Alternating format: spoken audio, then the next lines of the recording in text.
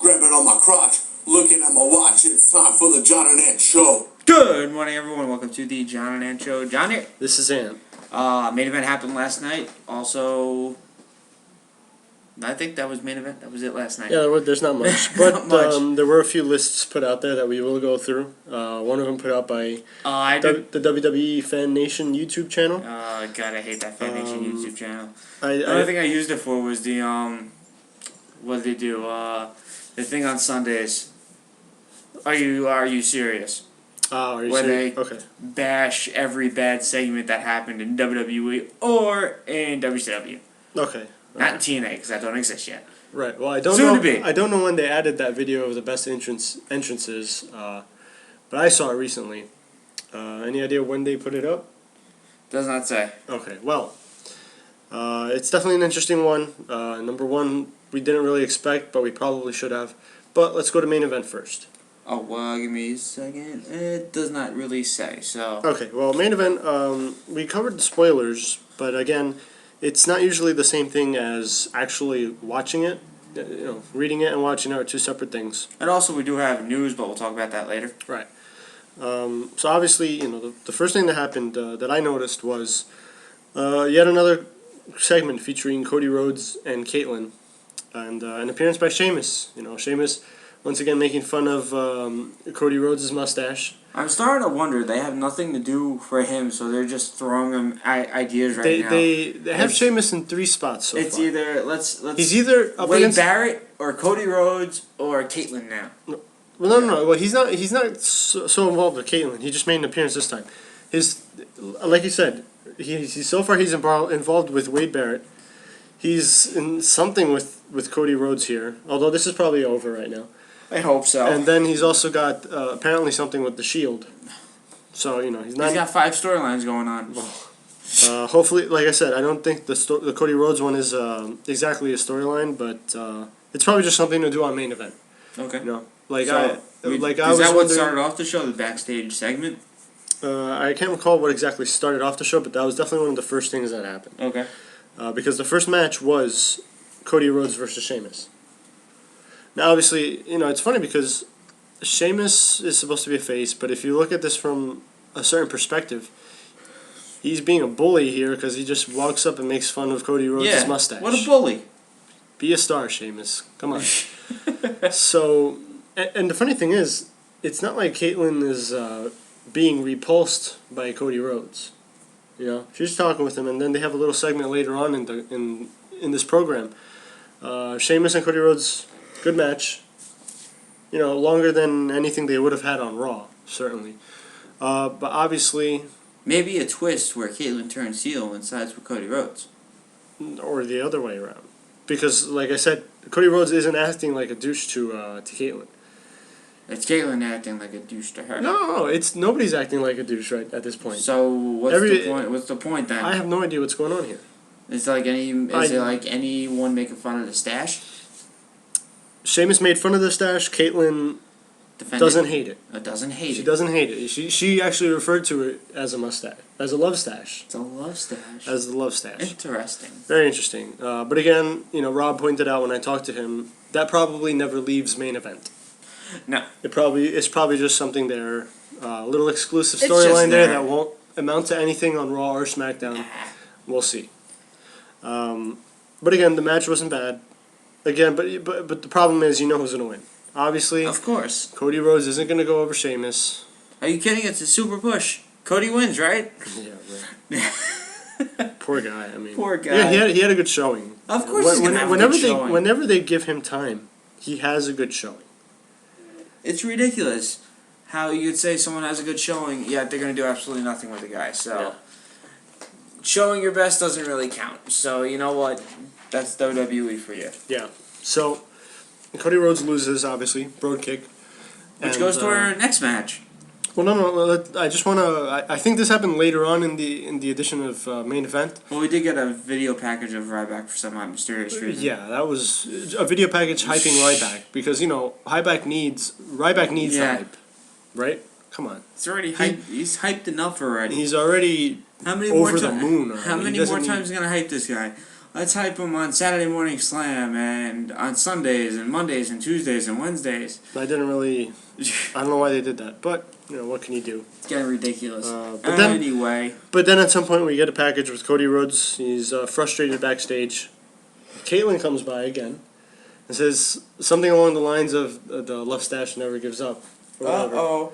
I'm telling you, it could be a face turn for Cody Rhodes. Who knows? Or a heel turn. Because, getting that little confidence boost, Like I said, it's probably nothing. It's probably never going to leave main event. But it'd be interesting if it did. Oh, definitely.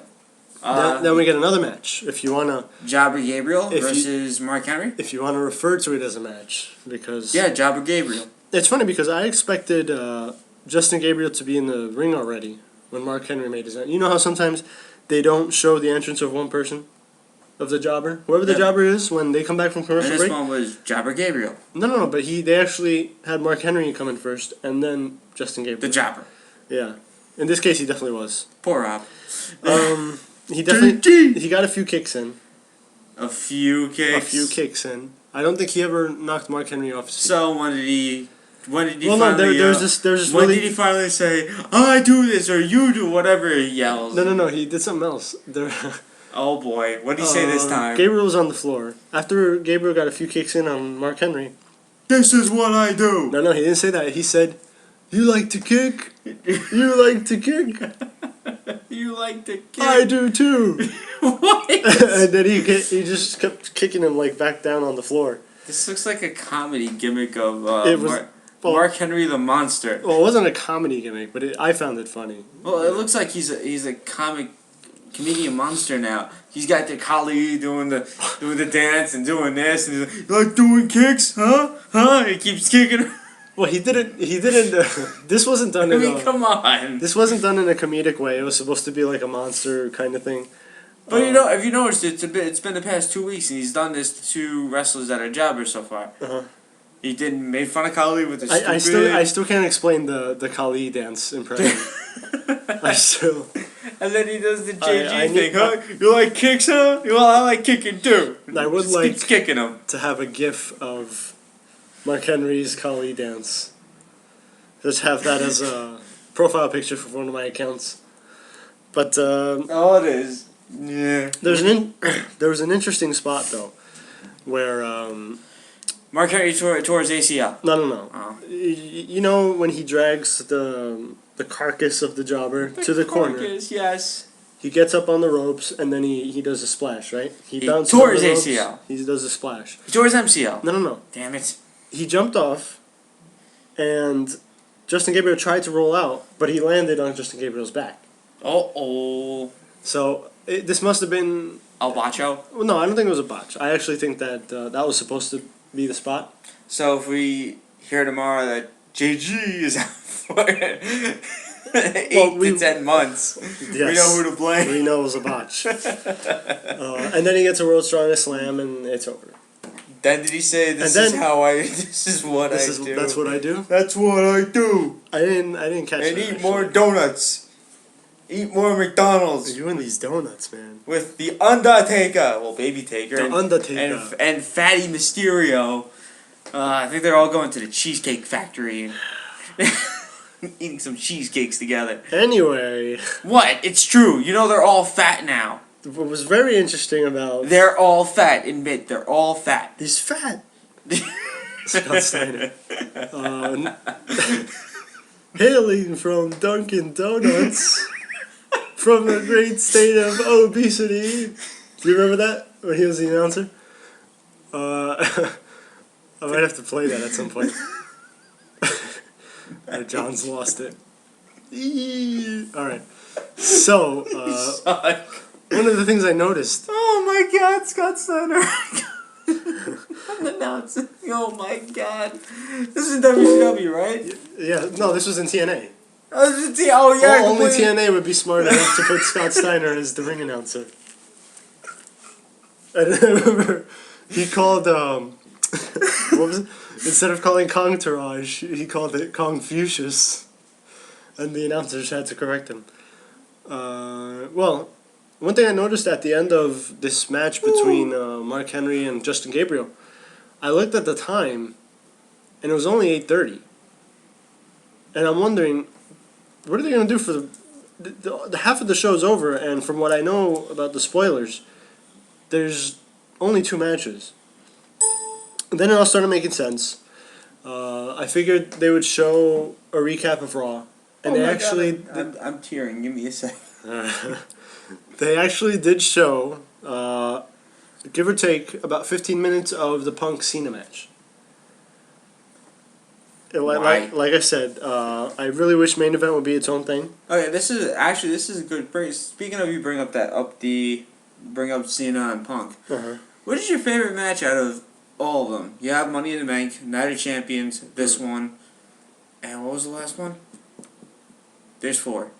There was, did they have a Hell in a Cell match? No, that was Ryback and CM Punk. Well, I gotta say, I did like this one. I have to give you an honest answer, I'd have to go back and watch all of them. I thought Money in the Bank was the best. I thought, the thing with Money in the Bank was, I believe it was more the hype and the crowd. Hype, crowd, and The match itself, atmosphere. the match itself, I mean, I don't want to say But I wasn't impressed. It was a good match. It's you could put the Raw up there one too, because Mhm. they popped for a pile driver. They popped for a lot of things in that match. They really did. I mean, Cena pulling out a sit-down powerbomb, Yeah. and then in a Hurricane Rana. I mean, yeah, you could rip on him all you want, but it's the fact of the matter is Cena got that high with that great vertical leap, and again, I guess he's just too big to pull off an enziguri. Maybe he does that, 7 out of 10 times, but I still got to give him credit for him to even try it. Yeah. I do got to give it to this match though. It was great. The fact that they pulled out moves that are not usually included in their arsenal is very impressive. That they pulled that out for a Monday Night Raw, not to headline a pay-per-view. It was a main event of Raw, and considering what was on the line, because at this point, people are still wondering where is Punk gonna land? Will he be in a triple threat, or will he be? Could he possibly have his own match with The Rock at WrestleMania? Obviously, that's not the case. Oh, SummerSlam was the other one, but he faced SummerSlam. it was CM Punk versus Cena versus Big Show.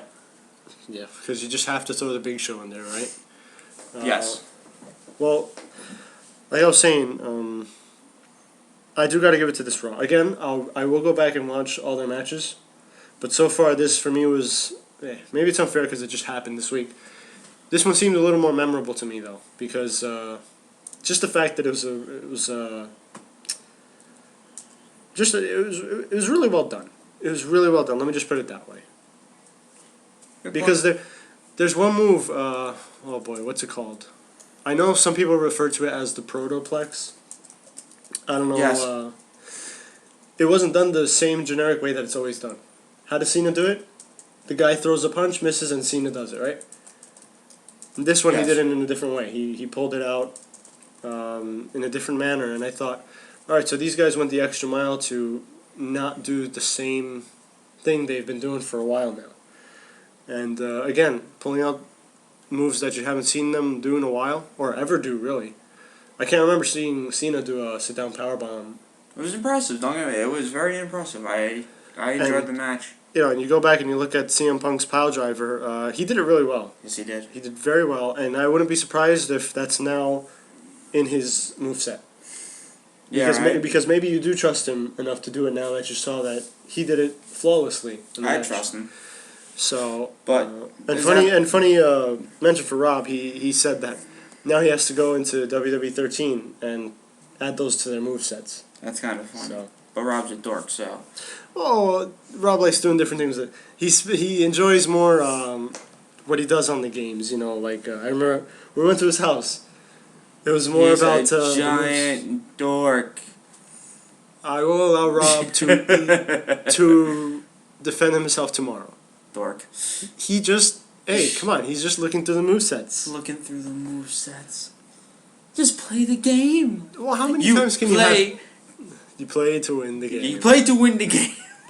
All right. Thank you, Herm Edwards. You play to play the game. He just wants to have it accurately, though. But that's stupid. Just play the game. He wants to have an accurate game. bite the plate. You don't follow storylines. You just do this and you pat the controllers and you're done. So, Oy yeah. vey. You've been saying that a lot lately. I know I have. All Thank right. you, Triple H. That's how it's where I Oh, got right. That's where you got it from. Okay. it. Remember? Then what was the other one? Oofa. Oofa, there we go. That was another one. Okay. Oofa. So, So is that it for main event? main event, yeah. They did show the John Cena, well, about 15 minutes of the John Cena Punk match. Again, I didn't mind it really, just because the match was so good. If it would have been a crappy match and they would have shown it, I would have been upset. But this goes back to the same point I've been making the past few weeks. I would like it if main event was its own show. Yeah. If they would concentrate on making that its own show as opposed to constantly devoting, at points, half of the show just reiterating what Raw was doing. I mean, come on, SmackDown doesn't get that. You're right. You're right. I understand Raw is their prime show, but pay attention to your other ones as well. I know. And I do appreciate that they're at least giving us some type of storyline with Cody Rhodes and Caitlyn. So, who knows? Maybe that'll develop into something. Yeah. Anyway, news broke that The Undertaker will be at the Old School Raw. It's official, finally. We got the belt for Punk, and... It's about freaking time. Good God, you're a giant dork. Hey, I didn't have any other shirt at the time. Are you kidding me? I just put it on. You wear that shirt on this show. It's not like anyone sees it. I'm seeing it. You dork. Oh my goodness. Alright, so... double dorks. Kill me.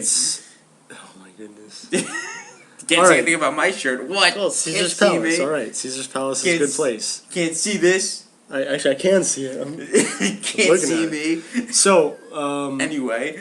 it's about time. It's about time. I'm glad they got... I guess they didn't want to go the surprise return. But... Which is odd, though, because... But...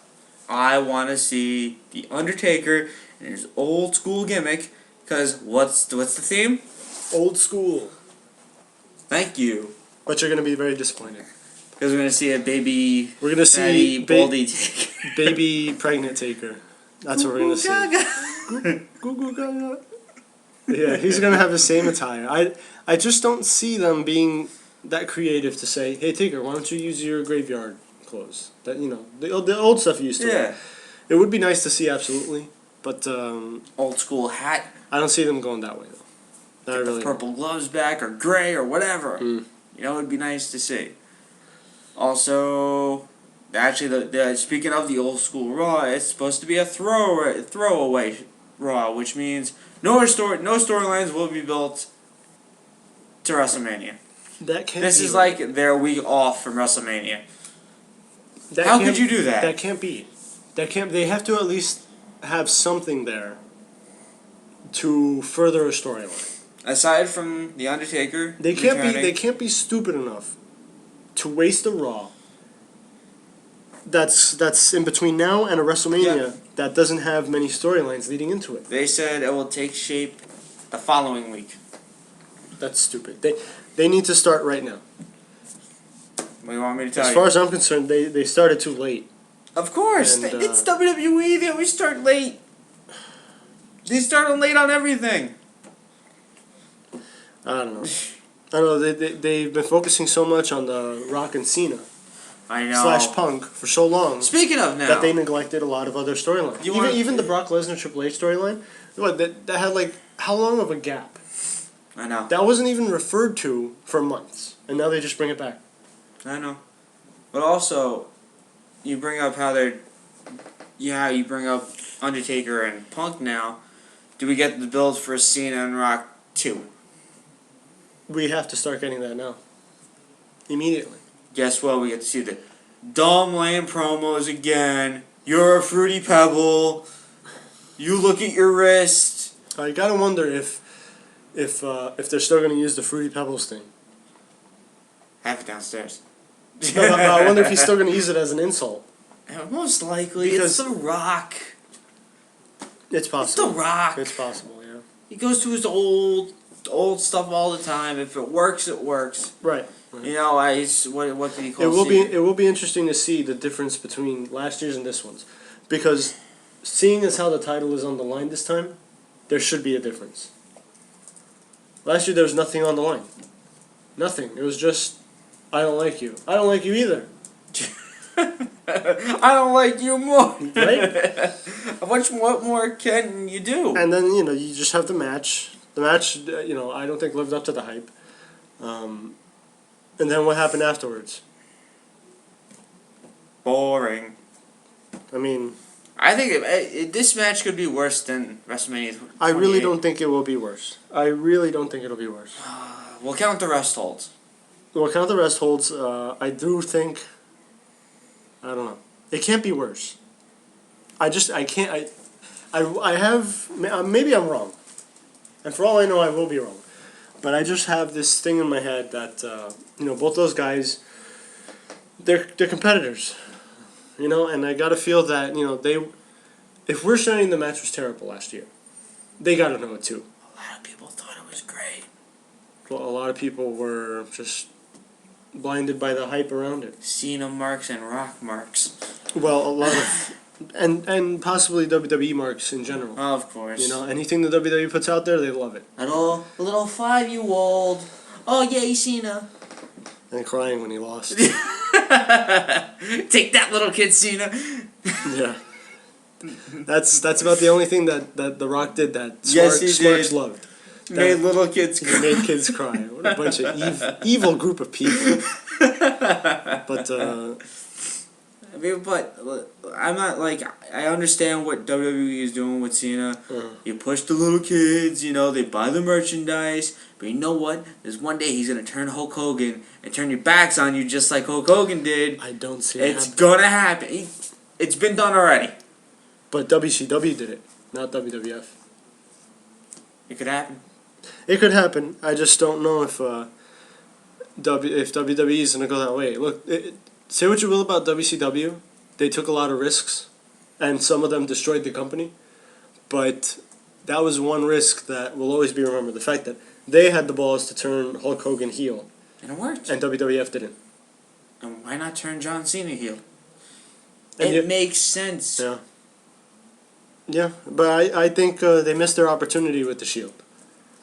That was the moment that they should have turned Cena heel, if ever they were going to turn him heel.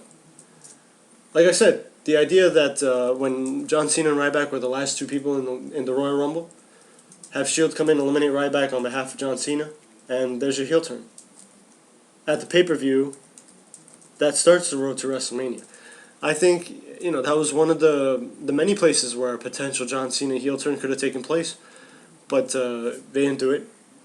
I just feel like there's so many missed opportunities that I don't think they ever have an intention of turning him heel for the next however long his merchandise keeps selling, really. I'm telling you. The Shield. Cena's behind the Shield. But they beat him. Who cares? Who cares? They beat down. Listen, the way you joined the NWO, you got beaten down. 1 week later, you're in the group. Well, that's when the NWO stopped making sense. But to each his own, Hold on. There we go. Anyway, I think that's pretty much it for news. The question is, will Rock be at Extreme Rules? That's the question everyone is really asking. I think he has to be. Well, he has to be, especially according to his schedule, he will be in Europe, filming Hercules. Extreme Rules in Europe. No. Okay. Well, here's the thing. Remember, WWE, I don't know how. Well, they don't usually follow up their storylines very well. But the one thing that they have, they have had consistently, is that the defending champ, if they lose the title, gets a rematch at some point. So, I would figure that if The Rock is going to lose the title to John Cena, he has to either defend it at Extreme Rules or defend it at some point between WrestleMania and Extreme Rules, which would mean on a Monday Night Raw. Good point. Could that be the Raw after WrestleMania? Who knows? Yeah, I really don't know how they're going to do that. I really don't know how they're going to manage if The Rock isn't at Extreme Rules. I kind of want him to be. I want to see him take. I Oh, want to see I blood. Blood from The Rock. You saw blood from Lesnar. Why not The Rock? No. Well, I guarantee in the last few years, Lesnar has bled more than The Rock due to his days in the UFC. Ooh, UFC. Yeah. Are we plugging UFC? No, they're a sport too. No, they are. I just don't. I'm not a fan of UFC. Yeah, I understand. You know, maybe I've watched a few fights, but they're so expensive. They are. They're $70 for a pay-per-view. I'm not spending that kind of money. And that's why, it was interesting. For a fight to last a minute? It's funny because there's a lot of times where the UFC goes, look, I'm not a UFC hater. I'm not either. It's just expensive. I love the specials, the Ultimate Knockouts specials on Spike TV. Love it. But more often than not, a UFC fight goes one of two ways. It's either a fast knockout that lasts a couple minutes, or maybe a few seconds, or it goes the full amount of time, but it's boring. And you have the guys hugging for the most part, or in some type of grapple. Again, this isn't a knock on the athletes. I know. Great athletes, work their hardest to get to where they are, but just the matches themselves. This is why the WWE is still around. Because of the fact that, we know the UFC is real. We know that that's legitimate. Oh, it is. But the fact of the matter is, the WWE does their mission is to tell a story with their matches. Wrestling's real, you know that. Obviously, wrestling's real. Everything's real. The punches, the kicks. Everything. And the poke to the eye, too. And Fandango is really like that. That's not a character he's playing. That's how he really is. That's how he really Clearly. is. And The Undertaker is really a zombie. Yeah, because when he really dies, we're going to be like, okay, come on now, where is he? He's never going to die. He's already dead. Where is he? He's going to come back. We know it. He's already dead. 10 years later, come on, we know it. He's still coming back. We They're know gonna it. have like a public viewing funeral for the Undertaker, and then he's going to sit up. So, if that really happened, that'd be awesome. no, it wouldn't. It'd be terrible. Give everybody nightmares. Rest in peace. Back in the casket. That'd be awesome, but yeah, right. Well, anyway, what actually is going to happen is that at the Undertaker's funeral, Kane will light his coffin on fire again. You had to bring that up. Yes. 1998 Royal Rumble. Good pay-per-view. Good Royal Rumble, too. Mm. You know who won that Royal Rumble, correct? 1998? Yep. Ooh, let's see. I might have it confused. It wasn't Austin, was it? It was Austin. It was Austin, okay. He won 98-99, right? Yes. And then McMahon won 2000. Let's not talk about that. And then Austin won 2001. Kane should have won it, but Austin won 2001. Whatever. Kane's not allowed to win the Royal Rumble. Obviously, yeah. I mean, how many times has he been in it? Wait a minute. Wasn't he supposed to eliminate the most people this year and eliminated no one? He eliminated one person. Great Khali, and that was it. Yay! The Great Khali. Well, Wow. At least he's the big man jobber now. Because it used to be Kane. In order to push a new monster, they would always use Kane. And it would piss me off. But now, it appears that's Khali's role. Because that's what he's doing for Mark Henry. Good point. So, we do have, like I said, WrestleMania a month away. WrestleMania week starts in March. And we'll discuss WrestleMania 1 on March 1st. Yeah. And we'll go down the road of WrestleManias, which would be pretty fun. It will be. Going back to what started WrestleMania to what it is now. It's kind of cool how it developed. You're in space mode. What's going on? No, I was counting how many weekdays we have. Oh. In order to see if we could do all the WrestleManias. I think we have enough. There will probably be a day where we do 2 WrestleManias. Yeah. Something like that. We'll do something like that. We'll figure it out. It's going to be funny to go back and see which WrestleManias were terrible. See, everyone says WrestleMania 9, Mm-hmm. but I have a different opinion to that. I enjoyed it. That's actually one of the WrestleManias I remember pretty well in my head. A few spots that I do remember is Undertaker and Giant Gonzalez. Yes. I do remember a tag match between the IRS and Ted DiBiase Yes. versus Hulk Hogan and, was it Brutus Beefcake? Mm-hmm. All right. Obviously, Bret the Hitman Hart versus Yokozuna, and then Hulk Hogan versus Yokozuna. Hulk Hogan in 2-second match. Yep. What else? Lex Luger was on the card. I remember Randy Savage, the Macho Man's entrance. Yes, awesome. That's how he should have got carried to the ring every single time. Yes. Like that. And of course, the most memorable part of WrestleMania 9, Jim Ross's toga. You bring up his toga. Was I thought amazing. it was gonna be Bobby Heenan coming in backwards on the camel. It was well, yeah, there was that too. That too. Yeah. But we do have a list of entrances, sorry, and a list that just came out today of the 29 best matches in WrestleMania history. Now this should be interesting because we have seen other people's lists of their favorite WrestleMania matches. It's hard. I mean, you can't put a list together. Why people try, I don't know. Well, it is possible. I mean, you could say your favorite WrestleMania matches in WrestleMania history. Yes, You can obviously do that. but to put a list out, There are. It is really tough because sometimes you just have matches that are just so different. Like, can you really compare, let's say, the first Money in the Bank match between Chris Jericho, Chris Benoit, Christian, Edge, Kane, and Shelton Benjamin? Can you really compare that match to, let's say, Bret Hart versus Owen Hart from WrestleMania 10? Can't. You can't. They're just two totally, completely different matches. You got that match, you got the ladder match. Yeah. You know, it's tough. Yeah, I mean, Kurt Angle versus Shawn Michaels. right. Like, how do you compare Jericho that? versus Shawn How Michaels. do you compare that How do you compare Kurt Angle versus Shawn Michaels to Taker? the TLC match between the Dudleys, the Hardys, and Edge and Christian? You can't. Can't. Yeah. You can tell me which one you like better. Yeah.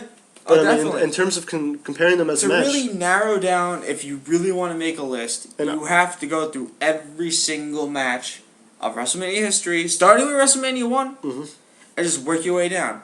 so it will be interesting. There are some of them that are really bad. Like, they're not even worth to talk about. But, Michael Cole versus Shut up. Jerry the King Lawler. number 1 on my book. I'm done. Worst? No, it's my top 10. It's number 1. On your best. That's my best. Awesome.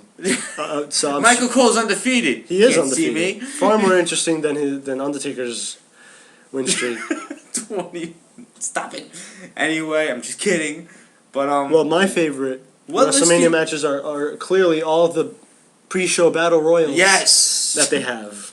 So, So what list do you want to go over first? The 29 best matches or the...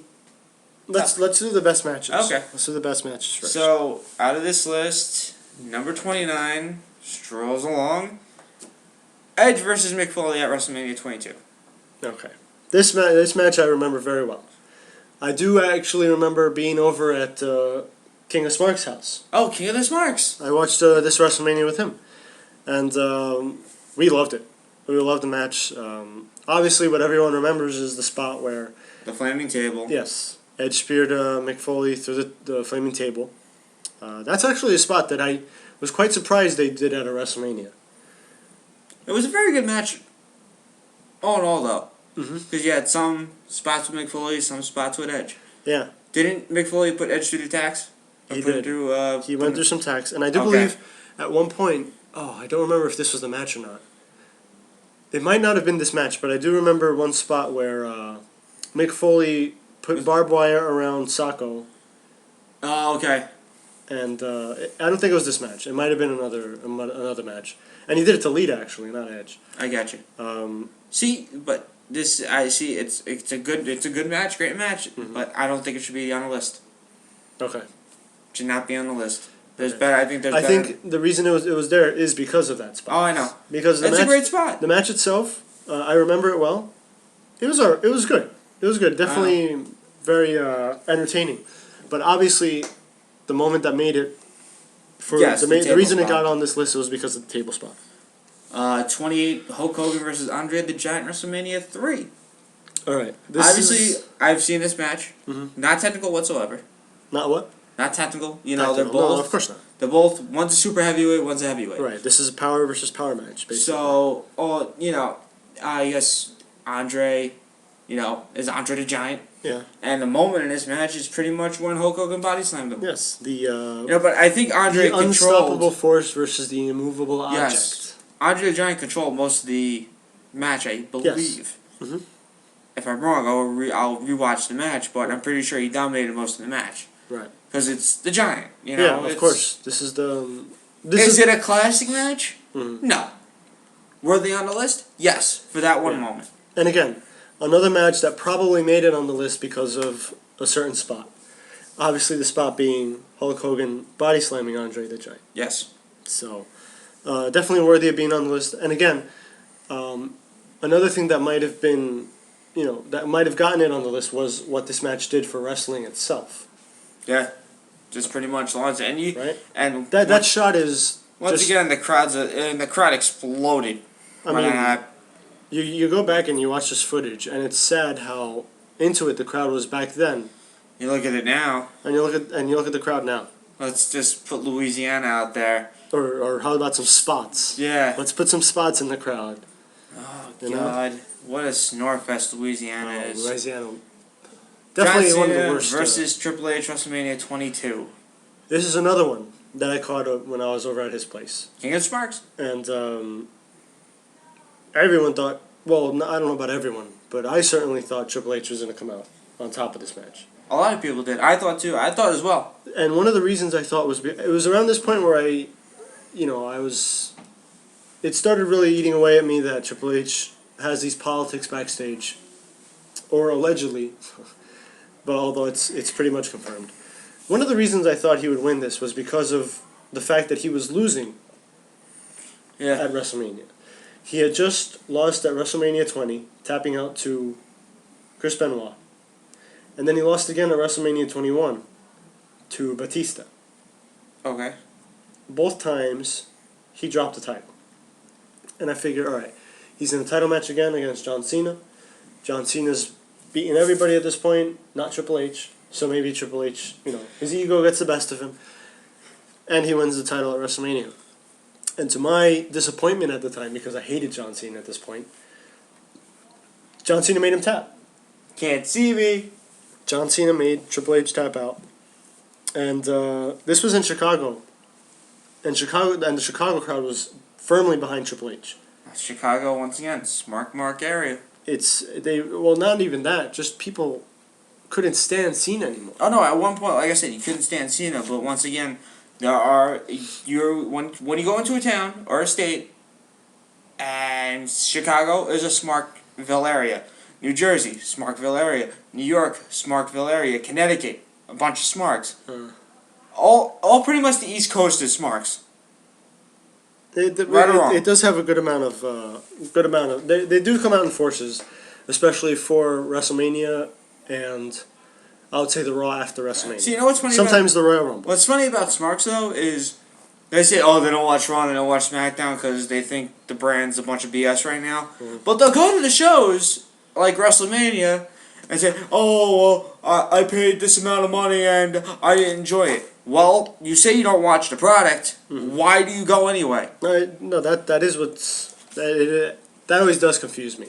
They hate the product. Why go? They make fun of it, but so much of their money goes to the company. I always hear this argument about I don't give money to what I don't support. You don't support the WWE, yet you have all these shirts. You buy these tickets, and I don't understand it. Well, where's... Well, I don't want to be but have you seen the King of the Smarks room? Well, look, I'm not going to get into that. I'm talking about in general. Well, no, but he does. He buys shirts, he buys DVDs. You know, look at it. Like I said, look at his room. It's just wrestling. So he likes. He promotes the product. Mm-hmm. Well, what I was going to say was, for the ones just for most of them out there, if you really don't support the product, don't go. Don't give them your money. Like I guaranteed you, we will meet one Smark and they'll say, "Oh, we don't watch the product, but we're just going to WrestleMania." Yeah, and they'll have a Shield shirt on. Yes. With probably a WWE title belt over their shoulder, waiting to get an autograph from Sheamus. Yes. I mean, Sheamus out of all unbelievable. People. Just I hate Smarks. I really do. Hope you meet a Smark. Well, look. Again, this match. One of the things the highlights of this match was actually before the match. Triple H and John Cena had their own unique entrances. Blah. What was that? Blah. No. This is WrestleMania 22. That's a different one. Oh, this is not that? No, You this didn't was see me? this was actually John Cena's entrance with the Chicago gangster. Oh, yeah, thing. CM Punk. Or CM. Yeah, you would remember that. I would remember that one. I thought the entrance was lame at the time, but then Triple H had his King of Kings theme. Which He looks I'm looking at a picture of him right now. It looks ridiculous. He looks ridiculous, but at the time I thought it was pretty neat. He looks so stupid. The song was alright. He looks so stupid with a crown on his head. You just hate Triple H. No, I don't. Yes, he you looks do. so stupid. It looks like he has straw on his shoulders. Like straw, like It's hay. fur. No, it's hay. I'm looking at hay. Oh, jeez. WWE can't afford fur. Yes, the WWE can't afford fur. So they had to go with hay. Yes, I gotta make this show entertaining. They can afford to rent out Madison Square Garden, MetLife, but they can't afford fur. Nope. That makes sense. Anyway. But neither of these entrances were included No. in the best entrances. Thank God. So, Thank God. moving along. Obviously, John Cena won this match. Very disappointing. STFU, right? STFU. Or STF. Why is this on my list? Okay, number 26, Vince McMahon versus Hulk Hogan at WrestleMania 19. I watched this match not too long ago, and oddly enough, it was Vince dominating the whole thing. Yes, because isn't this the one where Roddy Piper interferes? This is the one where Roddy Piper interferes. And he hits Hulk Hogan with a lead pipe? Right. Okay. And it was very odd because you would think that the Hulkster would dominate this match. Yes. Or at least have it a back and forth match, but it was Vince for the Vince most was in part. good shape, though. He was in good shape. And he did have an interesting spot where, what was it, a leg drop on Hulk Hogan. Ladder to the announce table, correct? Yeah. There was a lot of mocking and everything, and I believe even the referee in this match, was it Sylvain Grenier? Good question. I have to see. I don't think there was a special guest referee in this match. Maybe not. There was one, I forget if that was it or not. But, I'm surprised that match is on the list. And I gotta believe that the only reason it's on the list is because of the two names. Yes. Hulk Hogan versus Vince McMahon. Obviously that's gonna catch your ear. I won't say it was a bad match. It wasn't. It was pretty cool that, these two guys are, at that age. It was a street fight. It was a street fight, yes. They were at But that... no ref. There was no special ref. Alright. It must have been a different one then. Did you know Lord Tensei Train, or whatever you want to call Prince him? Tensei Train. Prince Tensei Train was actually in this WrestleMania. I remember. He was there as the A Train. Yes. But again, the Vince McMahon Hulk Hogan match, it wasn't bad. No, it wasn't. I mean, it was entertaining. One of the more, and the fact that these guys are at that age. There were a couple moments, both blood, and you had the one. Both of those guys, the spots they had at the age that they're at, very impressive. Yeah, I mean, if it has to be on this list, I understand its place. Yeah, I do. It makes sense for the spot. Shawn Michaels versus Steve Austin, WrestleMania 14. Obviously, that was at the point where HBK, his back. He lost a smile already? No, remember his back landed on the side of the casket in 1998? Yeah. He wrestled hurt during this whole match. Okay. And you could tell.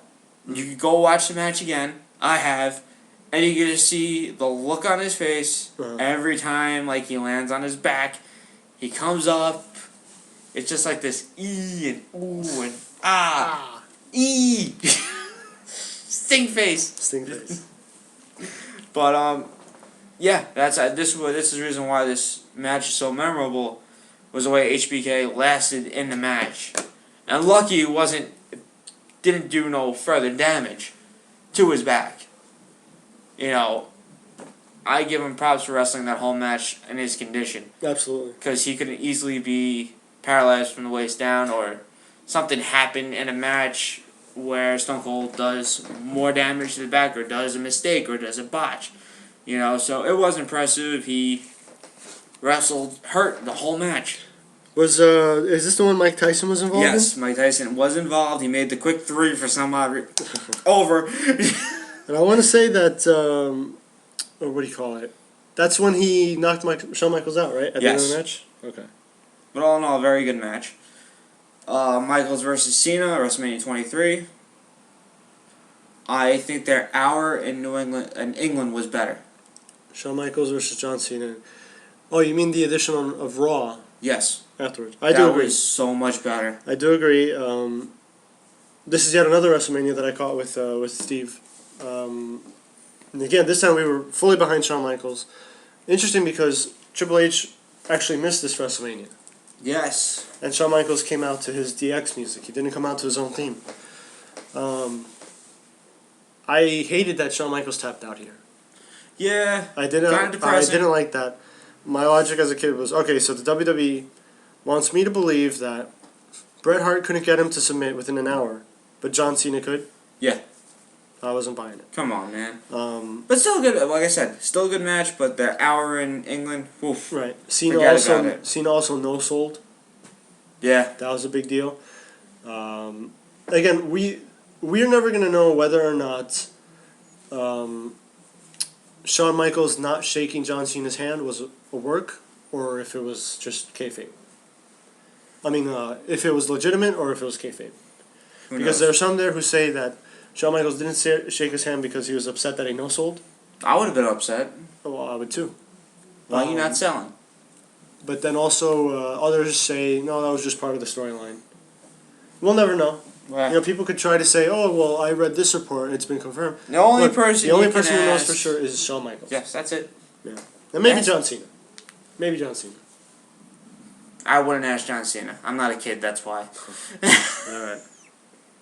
Sorry, it's true. No, I totally get It's true. I do. Number 23, Undertaker versus Ric Flair. WrestleMania 18. I don't know. This is Undertaker goes 10-0. But yeah, I mean, it was just okay. This match for me was actually kind of forgettable. And it's not because Ric Flair's in it. It's not because those two names, you would think that's going to be an awesome match. Yeah.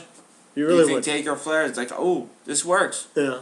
But again, I mean, it was just a match between two Flair legends. at the time was 53, but yeah. I this match shouldn't be on the list for numerous reasons, and I liked it. It was just okay. Yeah. You know, it was typical Flair match. Did the thing from the top rope. When we say that, because we have said it before, we don't think all of Undertaker's matches were that good. We feel like his last batch of WrestleMania matches have been, they've been good. Yep. But this is one of those WrestleMania matches where, it was just okay. No big deal. And at this point, they weren't making a big deal about the streak either. Yeah. So. Number 22, Bret Hart versus Roddy Piper at WrestleMania 8. Bret Hart beats Roddy Piper to become the new Intercontinental Champion. And I have seen this match. It is very good. Huh? One of Piper's probably best matches of his career. I would say so as well. Maybe his best. Maybe and also, commentating came into play. Okay. Which was really good. Because I love Bobby Heenan and Gorilla Monsoon. Okay. You gotta love them. And one of Heenan's quotes that is going back and forth during the match, Heenan goes, "A real champion wouldn't spit. I gauge him. I would. I remember when I was a champion, Monsoon. Champion of what? My neighborhood." It's classic. Yeah. It's classic Heenan and Gorilla Monsoon. You really don't get that anymore. Absolutely not. I don't even call. If Michael Cole goes, what did he do last year? This is Jesse the Body Ventura and Vince McMahon or something like that. Just don't do that. Please don't. No, I'm sorry, but at this point, I think Michael Cole is actually a better announcer than Jerry Lawler. Oh, right now, Jerry Lawler. Jerry Lawler, he just panders to the faces now. Yeah. That's all he does. The faces can do no wrong in his eyes. Yes, they could do a botch. Oh, he did that. No, not even botch. If they do, let's say, anything that, and it's unfair because the face commentator is always supposed to support the face. But Jerry Lawler as a face commentator it's god awful. Yeah. It is unbelievably bad. I mean, I would say, just shack him up with Mike Tenay. Oh God! I don't want to see that announcing crew. I mean, tell me that he's at this point. If you listen to the stuff he says, he's no better. He's no better than Mike. To be Tenay. honest, I'd rather have Tony Schiavone back. I would too. Because at that point, when he announced his WrestleMania, his days in WCW, when things were happening with the NWO, Yeah. he had a lot of passion in what he was saying. He did. And I gotta wonder, would turning Jerry heel bring back his passion for the business? I think so. And unfortunately, I think the answer might be no. Never. I think He the would answer never might be turn no. heel. Because It'll be even a stupid generic face, Yeah. and it's just god awful right now. And JBL puts him to shame. JBL right now, it's funny. I think he's the best commentator.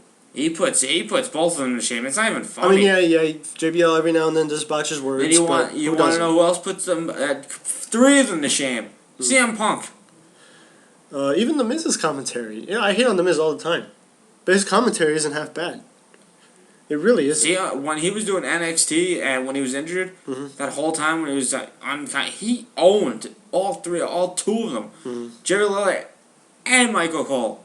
Right. This was face Michael Cole, right? Yeah. Or was this heel? I think it was heel Michael Cole at the time. I was the general manager or stupid anonymous GM. Right. But again, it was about CM Punk's passion. He cared about it.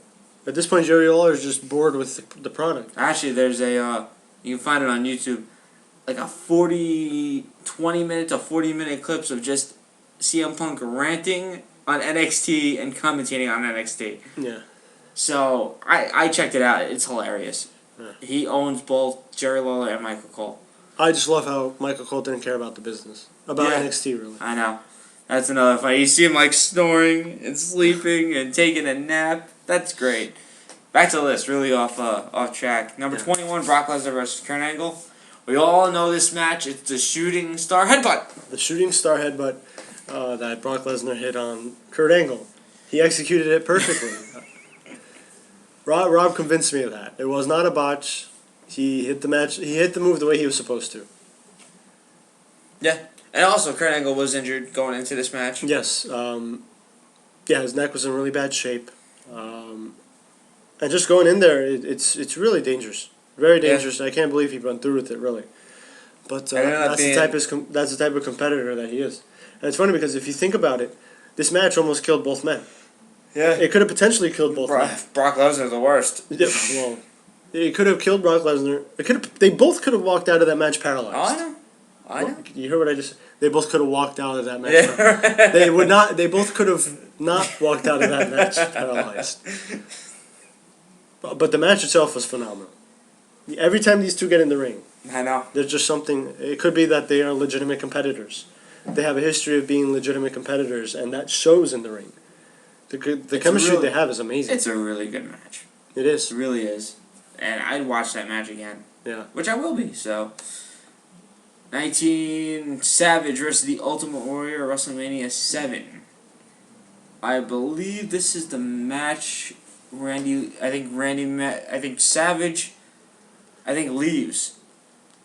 I think it was like that loser leaves something match. Okay. I'm not too sure. But Warrior pins Savage. And I think ain't this the one where Miss Elizabeth comes back? Is that the one? Yeah. Okay. And guess what? It's all happy ending again, and Miss Elizabeth and Savage are back together. Right. So. Well, the Warrior won this match. Yes, he was forced into retire. It was a retirement match. There we go. Okay. Retirement match. So. Gotta love those stipulations. Gotta.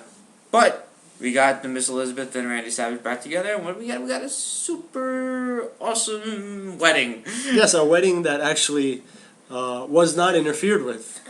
You know, nowadays you always have those weddings. Okay, did you admit to this on the show? Did you cry during that wedding? With the Randy Savage Elizabeth? Yes.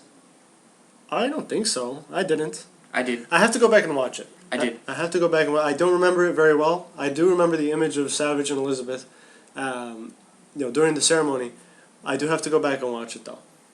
I don't think I'll cry though. I mean, You may cry. Well, Get those tissues out, buddy. well, seeing as how they're both dead now, maybe it'll. Watch it. What? I didn't say anything wrong. I didn't say they were in hell or anything. They're wrestling on an island with Owen Hart. Yes, it's a work. It's a work. Randy Savage, Miss Elizabeth, Owen Hart, and Eddie Guerrero, and Chris Benoit are yes, all on an island. Even Michael Jackson's there too. Don't know why, but he's there. Well, they need music. Yes, there we go. They need theme music, so it works.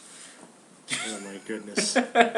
What has this become? Move along. Move along. Next match. It's an okay, good match. Yeah. Jericho versus Shawn, classic. I have nothing else to say about this. Yes. It is another one of those. Like Kurt Angle versus Brock Lesnar, I do believe Chris Jericho and Shawn Michaels have phenomenal chemistry together. And the storyline itself was great. I loved it when Jericho kicked him in the nuts at the end. I found that hilarious. The storyline building up to it was that Jericho grew up wanting to be like Shawn Michaels. Yep. That was the storyline. And then he decided, well, screw that, I'm going to be my own person. Yep. And Shawn Michaels won the match.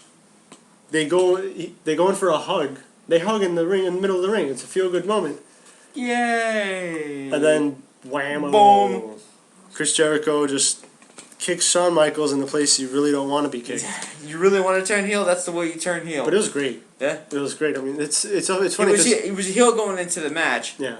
But that catapults you to being a heel. Yeah, because you do this tease, like this face turn tease. Come here, wham! And then you remind everybody that you're heel. Just a great moment. And it's funny because usually at WrestleMania, you want those feel-good moments. And this was just one that was given to you and then taken right back. Here is number 17. Sorry about that. Bret Hart versus Owen Hart, WrestleMania 10. As a kid, I hated this match. Just because Bret Hart lost. And I hated Owen Hart. I watched this match. I loved it.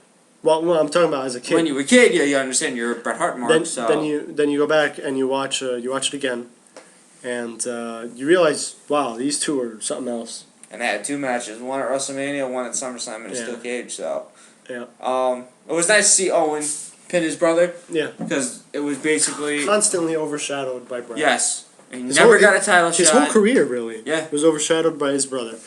Even when Bret Hart left the company, it was really just Owen Hart never got. It was just really bad timing. Yeah, just really bad timing. You know, his brother leaves the company, and then what happens? You got the Attitude Era. Yep. You know, and the main storyline is Stone Cold, Vince McMahon, and you have DX and all that stuff. So, are you right? Just it's too bad Owen Hart never got that. Got good timing. You know. Number 16, Kurt versus Shawn Michaels. This match was unbelievable. I remember watching this match. Obviously, it stole the show at WrestleMania 21. Indeed it did. Along with the Money in the Bank match. Mm-hmm. But obviously, I was going for Kurt Angle. Big Kurt Angle fan here. Shawn Michaels, I respect the guy, but I wanted Kurt Angle to win. Lame. It's funny because this match actually started off kind of slow. It did. There were a lot of grapple holds. Just a couple wrestling moves. And at first you're wondering, well, this match is moving kind of slow. But then they really turn it on, and you get these spots where Shawn gets Kurt on a table, jumps, springboards off the ropes onto him. You got a super angle slam from Kurt Angle, catching Shawn Michaels before he can hit the elbow. Obviously, you have those moments where they kick out of each other's finishers. Kurt Angle kicked out of a Sweet Chin Music, and then immediately put in an ankle lock. Want to know what's funny? Causing Shawn Michaels to tap out, and just an unbelievable match. These two guys, it's funny because we should have expected the match to be this good. Oh, it was? We really should have. You know what the funny part about this whole match is? And even the storyline.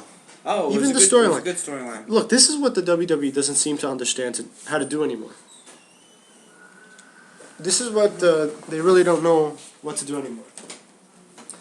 They took a moment from the Royal Rumble. Their feud started at the Royal Rumble. Yep. Kurt Angle was eliminated by Shawn Michaels. Angle went right back in, eliminated Shawn, and put a beat down on him. Yeah. Okay. And that was the build-up from the Royal Rumble to WrestleMania. That's a great build-up. And it wasn't. That's how you build up a WrestleMania and there wasn't any title on the line. It was just a pride thing. Yeah. You know, it was like Olympic gold medalist. Know, Olympic gold medalist versus Mr. WrestleMania. I mean, yep. It doesn't get any better. You know what's funny though? Huh. How long do you think the main event? It was Batista versus Triple H. How long do you think that went? I'll go 15 minutes. 21 minutes. Okay, so it was longer than I 21 thought it would be. Okay. How long do you think Cena versus JBL went? I'll go. Well, I remember that match being JBL dominating the whole thing. I would say that's between 15 and 20. No. No? 11 minutes. Really? Yep. Wow. Now, how long do you think Kurt Angle and Shawn Michaels went for? I feel like this was close to a half hour. You were correct. Out of all this was the longest match on the card. Okay. 27 minutes. Okay. All right. And how long was the Money in the Bank match? 15. Again, I mean, how do you really compare a Money in the Bank match to a singles match? You can't. You know? You can't. But this is definitely one of my favorite matches. Kurt Angle missed a moonsault. He tends to do that. But just a great effort by both guys. Once again, Ric Flair's on the list. Ric Flair versus Randy Savage, WrestleMania 8. Mm-hmm. This match I never got to see, so I can't really comment on it. All right. So, when I'll see it, and I'll make a comment. Love this match. There you go. I was wondering where this would be on the list, and I'm surprised it's not even in the top 10. It's my number one. I don't care what anyone says. I've seen this. I could watch this match over and over again. I've said it on previous shows. It is so good. It's so good to watch. You know, it's like watching a porno over and over again. Okay. That's John's perspective. Just saying, but you can actually watch this match and go back and watch it again. Well, I would say it's like watching one of my favorite movies over and over. I know, that's what I was going for that, but I wanted to get the guys' That's perspective. actually how I'm like. That's what I do with the Avengers. I just watch it over and over again. This match, what you want to say the name of the match? Because we haven't even said what it is. Iron Man. I am Iron Man. Shawn Michaels versus Bret Hart. 60-minute Iron Man match. WrestleMania 12. Just even to start, the match didn't even start yet, and HBK is coming down from the ceiling. The raft, yes. Awesome. What was Vince McMahon's call? Unbelievable ride. He said, "Oh no! Look at that!" But you could tell how big Vince was a fan of Shawn Michaels. Yeah, he was. A huge fan. You could just tell.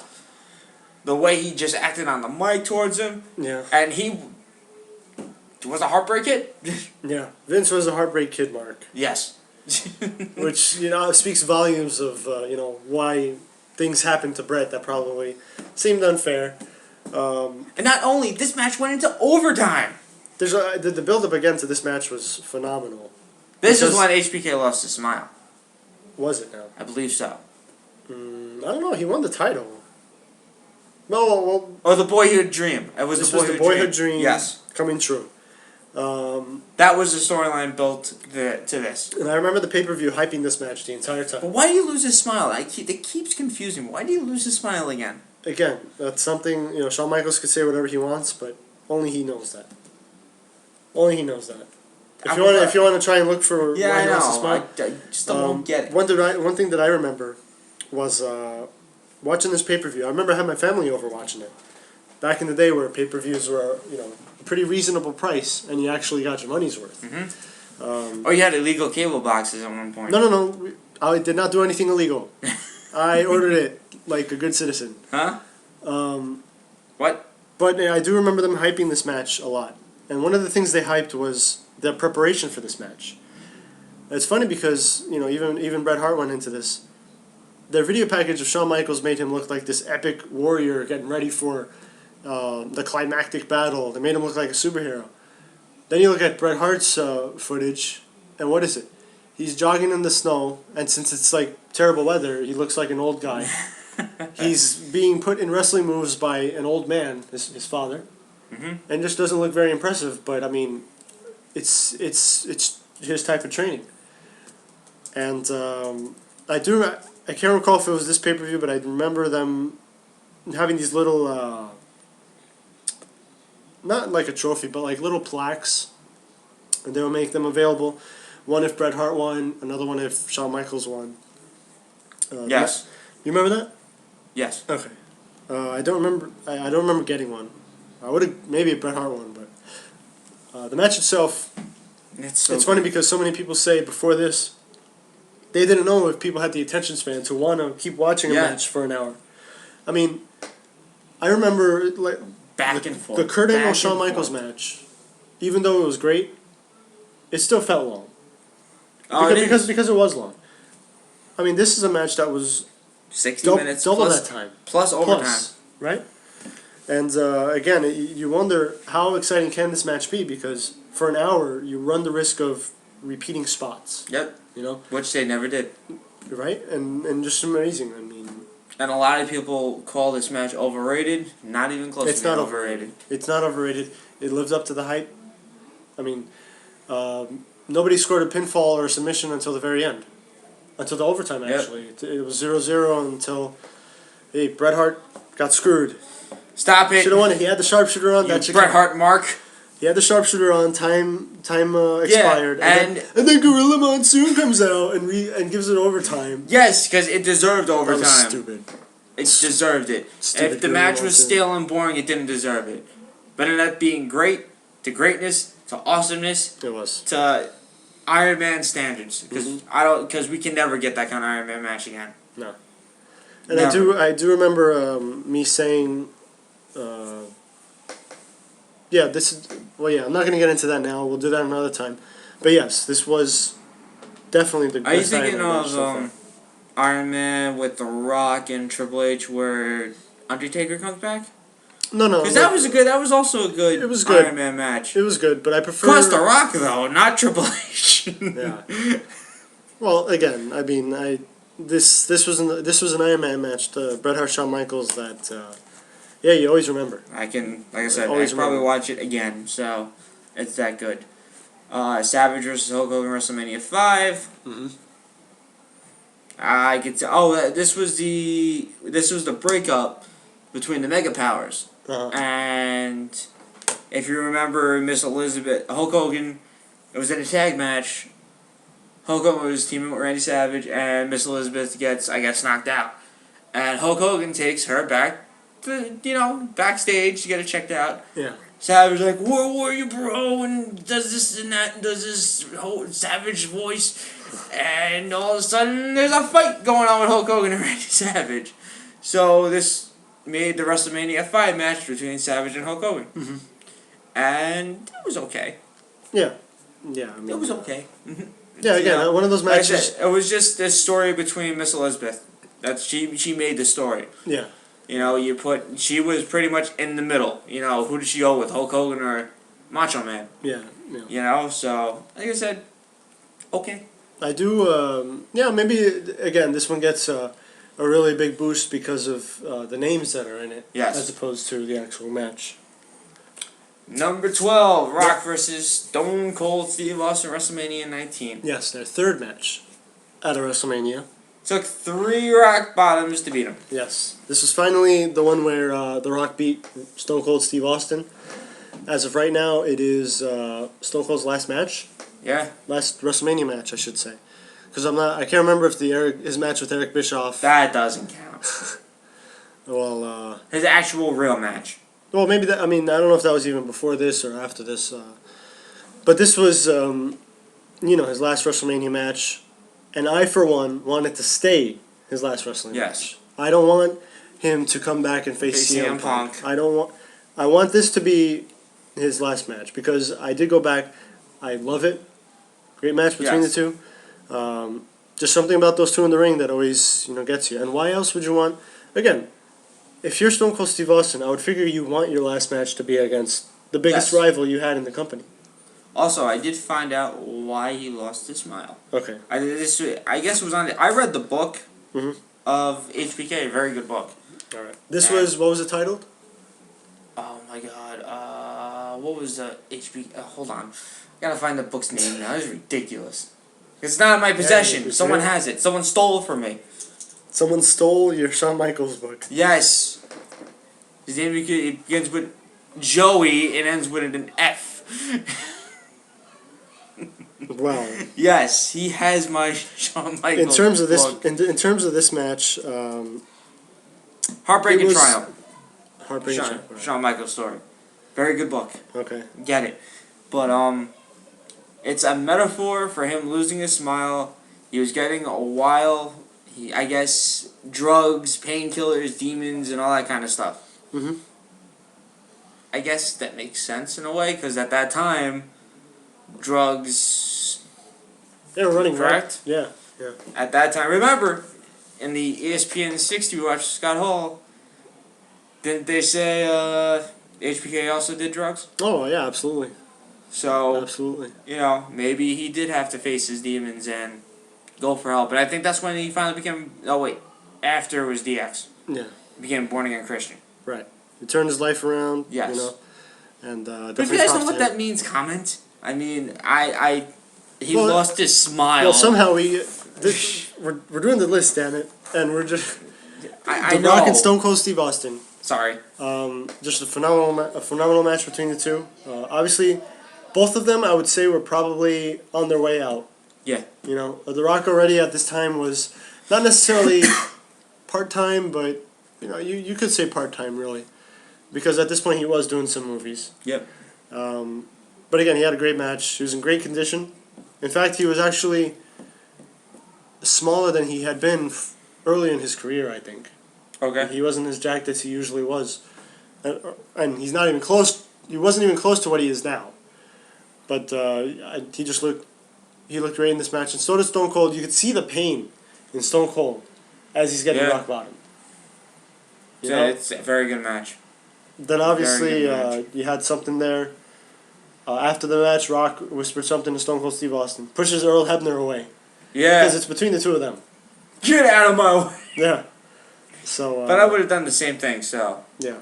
I don't blame The Rock for what he did. Well, no. Earl Hebner can go screw himself. Yes. He's in that other company now. Yes. Number 11, as WrestleMania 17, Hardy Boys versus Edgy Christian versus the Dudley Boys. Mm-hmm. TLC, and my goodness gracious, I love this match. Well, you can't tell me anyone who doesn't like this match is just doesn't want to accept anything as a good match. They're just one of those people, very cynical, who will just rag on anything and everything. This is just one of those matches where if this match doesn't make you cringe at some point. Cringe it, yeah. You just, what are you even doing watching wrestling? If this match doesn't do it for you, nothing will. I mean, there were a lot of spots in it too. Too many to count. I'm probably gonna watch the whole match after we're done with this, just to relive it. But obviously, the biggest part of this match, well, the thing that most people remember, is Edge's spear from the top of the ladder. Yes. I believe it was Jeff Hardy hanging off of the belt. Was it? Splat. Swanton through the table. On Rhino. I forgot he was in this match. Rhino? Why is he even there? That was WrestleMania 17. Yeah. But, this is just... Again, I mean, this is one of those matches where, you could joke around, wrestling's fake and this and that. And was this the match where Jim Ross said, "How do you fake falling off a something-foot ladder?"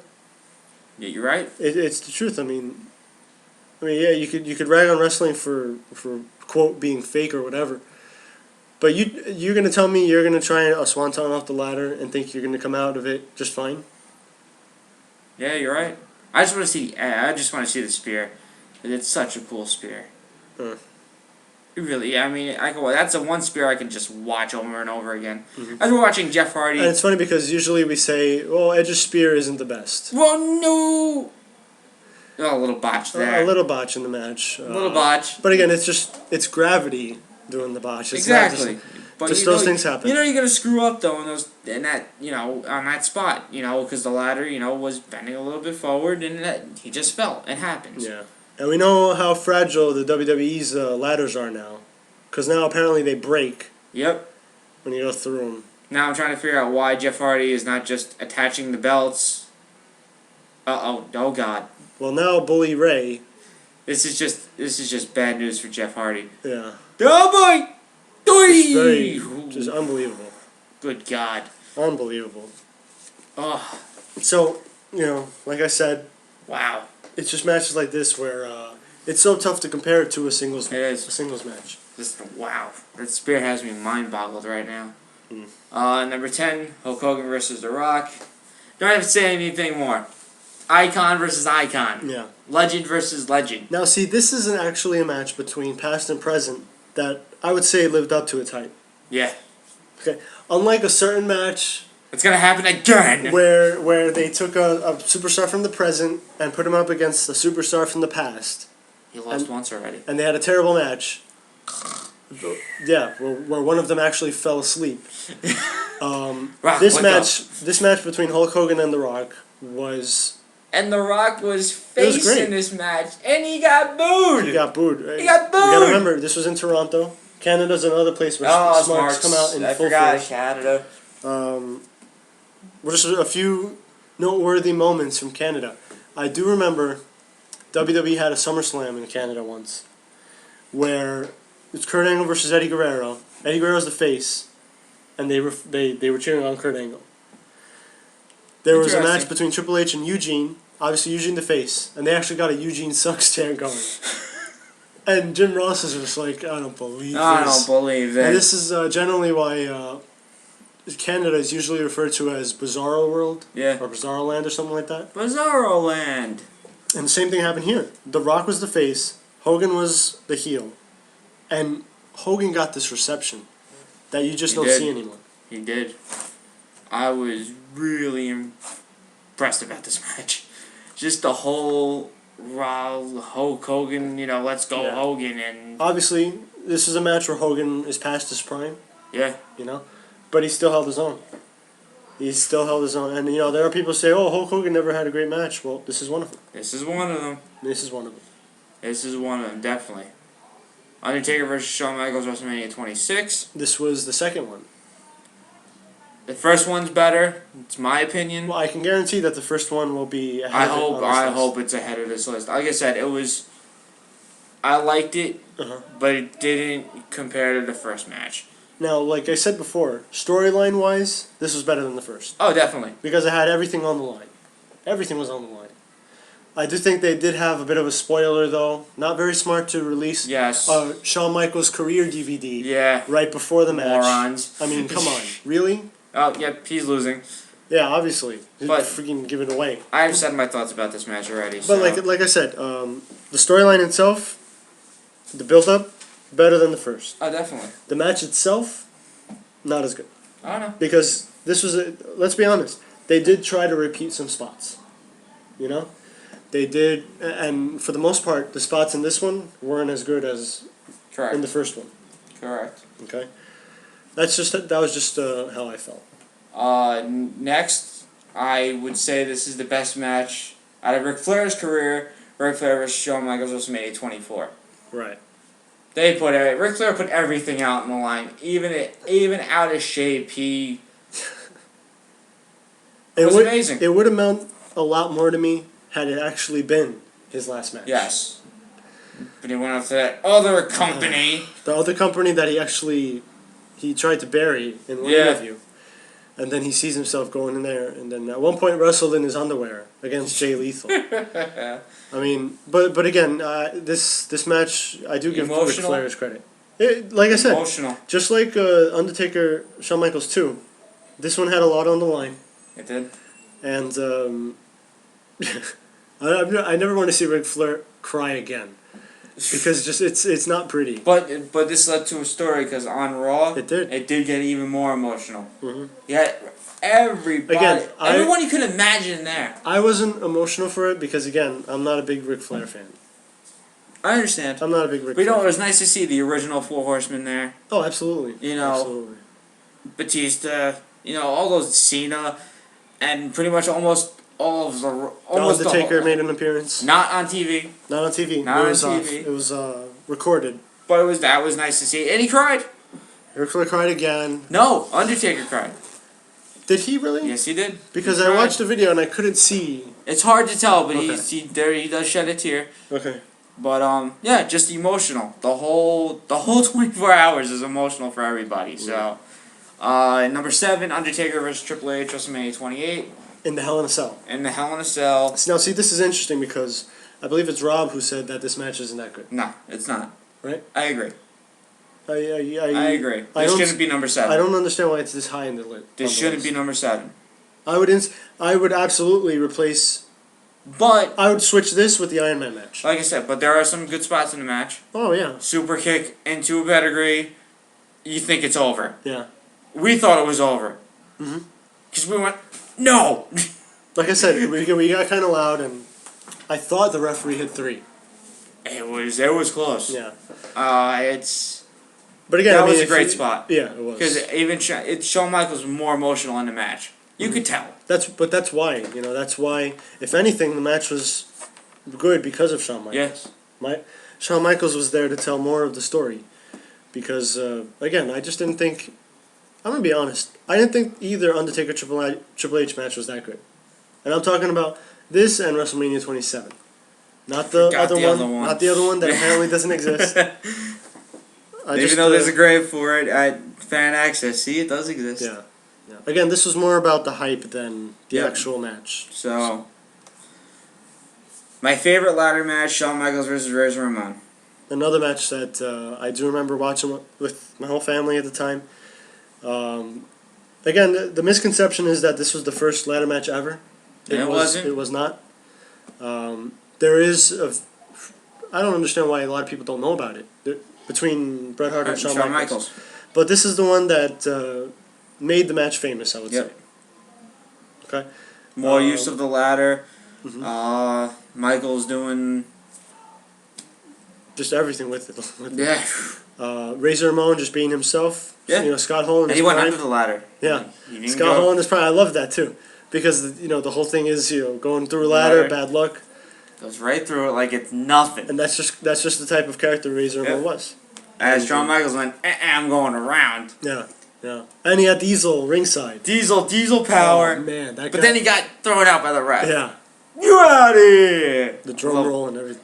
Just Diesel was huge. I forgot how big he was. He was in that awesome mullet. Oh my god, that mullet.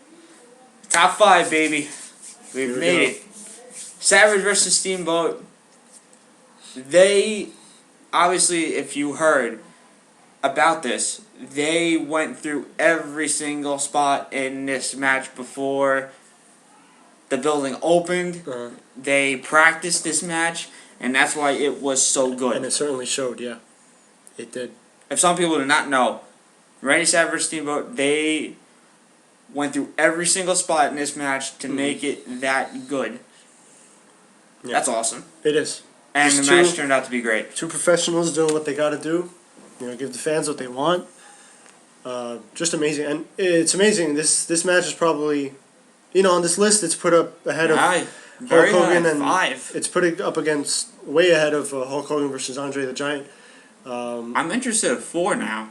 Yeah, no, this was a great match. It was. This is a match that is always on the top 10. Whenever you see great WrestleMania matches. Yeah. Hulk Hogan versus Ultimate Warrior at WrestleMania 6. Okay, at one time, Hulkamania was running wild, but Ultimate Warrior, you had the what do you call them, the Warrior Nation? Was that Warrior, it? I think it was the Warrior Nation. So you had that and Hulkamania going. Now you have these two going head to head. Yeah. Obviously, Just two huge fan bases. so do you for two huge see names? this as Cena and Rock almost? Well, it was better. Hulk Hogan and Warrior was versus much better. Ultimate Warrior was better. This was basically Hulk Hogan giving the torch to Ultimate Warrior. Right. Well, I mean, I don't know about. It's tough for me to say that though, because Hulk Hogan did get to be champion again. And this was the promo of Hulk Hogan Ultimate Warrior Right, threatening to take Hulk Hogan, assume control of Hulk Hogan's plane and crash it. He didn't do that. He didn't do that, But he did beat him. Yes, he He did. did beat him, and it was a clean win. Yeah. It was a clean win at WrestleMania for the Ultimate Warrior. Hogan missed a leg drop, He landed on his butt. So much pain. It hurts. Ultimate Warrior hit the splash, and but I think that was basically him giving the torch. But the torch didn't run that long. Yeah. You know, stupid Warrior. Yeah, Warrior didn't exactly. Great match. Michaels versus Triple H versus unknown guy. Steven Richards. Steven Richards. Well, obviously Chris Benoit. Chris Benoit. This match. Also, I remember watching this match. It had been I'd gone through a period of time where I didn't get to see WrestleMania, and this is one that I did go out of my way to see. I was rooting for Shawn Michaels at that time. Also, Chris Benoit, I did not want Triple H to win. Because at that point, everyone was sick and tired of seeing Triple H with the title. Right. So I was really big on HBK winning. Right. And the match is just so great. Well, the whole crowd was behind Chris Benoit. Everybody. Benoit won the Royal Rumble to go to WrestleMania to face the champion. Shawn Michaels entered it because he said he had unfinished business. Yes, with Triple H. And he signed the contract instead. That was kind of lame. Yeah. But I mean, I guess I kind of get it. I didn't think Shawn Michaels needed to be involved. It's really a good match. It is a good match. It is a good match, and even though I didn't think Shawn Michaels needed to be involved, he did bring a lot to it. He did, including a lot of blood. Because he bled. I really didn't see the I didn't see the necessity to have that much blood. Yeah. But I guess that's how he bleeds. He can't control that. So. But again, it was a very memorable ending. Benoit getting Triple H to tap out. There was a spot where both Triple H and Shawn Michaels put Benoit through a table. Yep. And this actually led to another match, another triple threat between the three of them at the following pay-per-view. And a lot of people view this, and it very well could be, as a sort of, in some crazy way, an apology to Bret Hart for the Montreal Screwjob. Because it is Chris Benoit, Canadian, going up against Triple H and Shawn Michaels. Yep. Two members of the Clique employed with the WWE at the time. And Benoit makes Triple H tap out at WrestleMania, and then makes Shawn Michaels tap out to the Sharpshooter in Canada at the following pay-per-view. Nice. So take that for what it's worth, but the match itself, amazing. Number 2, Shawn Michaels vs. Undertaker, WrestleMania 25. Yes. I was wondering, I knew it would make the top 3 at least. What the heck is number 1? Am I missing something? I'm trying to think. If it's Rock versus Cena.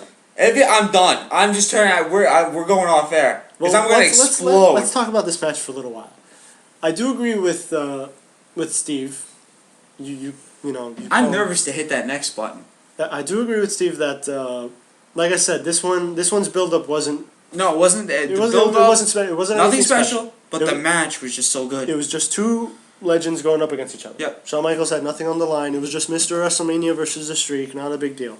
But the match itself, amazing. Amazing considering the fact that these two, again, are past their prime.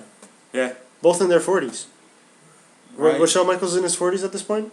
I believe he was. Yep. And they dialed it back a few years. And remember, Undertaker had that one spot where I think it was one of the Snookers that was supposed to catch him, and oh right, yeah, and totally missed him. Whiffed, yeah. I got you. I don't got you. I'm gonna be fired. Face head first onto the floor on the outside. Think about think if you have that job and you're supposed to catch the Undertaker. You have one job. You have one job. Just catch Taker. I got you. East, I don't got you. I'm fired. That's all you're thinking about the whole night. Very well should be. Yeah, that's pretty. I gotta say. I would have waited for him, just like backstage in the gorilla position, just be like, I'm waiting for you. I'm waiting for you. Hey, guess what? You're fired. Before I know, you're fired. Just leave. You dropped Undertaker, our best talent, great wrestler, great gimmick, and you drop him. We give you one thing to do and you drop him, you're done. You're fired. Just leave. Well, thankfully, the Undertaker didn't suffer any serious injury. Thank God. And he was able to finish the match. Again, that's just a testament to what type of guy he is. I also am nervous to see what number 1 is. I'm really nervous to see what number 1 is. I'm trying to think here of what we could possibly be missing. I don't know. I really don't know. I have this terrible feeling that it's Rock versus Cena. Hope it's not. We're getting off the air because I'm gonna explode. I have this terrible feeling. But let's do it. Let's see what's number one. I'm nervous. I we thought gotta do it this should eventually. be number one. I thought this should be number one. I'm gonna cover it. I'm gonna cover it. Let me see if I. You're gonna. Hey, That is a very interesting choice. It is interesting. It's definitely a match that I enjoyed a lot. I have it. I actually own it. That WrestleMania 13. Yes. And the match is Bret Hart versus Stone Cold Steve Austin.